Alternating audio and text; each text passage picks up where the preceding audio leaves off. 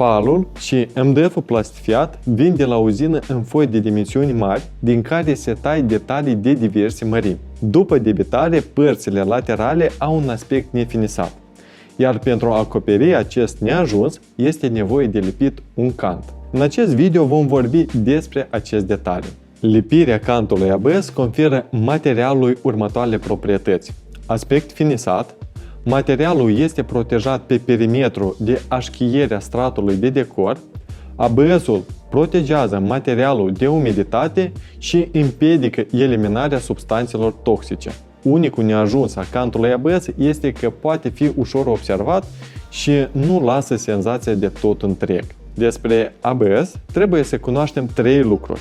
Primul, cantul ABS pentru MDF-ul plastifiat este de 1 mm, iar pentru PAL, indiferent de culoare și textură, putem găsi de 0,4 și de 2 mm.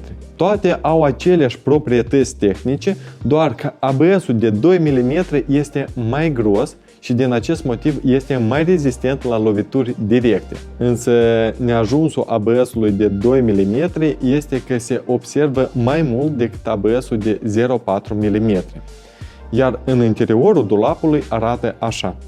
ABS-ul de 2 mm din cauza grosimii rămâne această crăpătură, iar la ABS-ul de 0,4, după cum vedem, totul se îmbină perfect. Dacă e să vorbim despre prețuri, atunci ABS-ul de 0,4 mm plus cântuirea lui pornește de la 10 lei per metru liniar.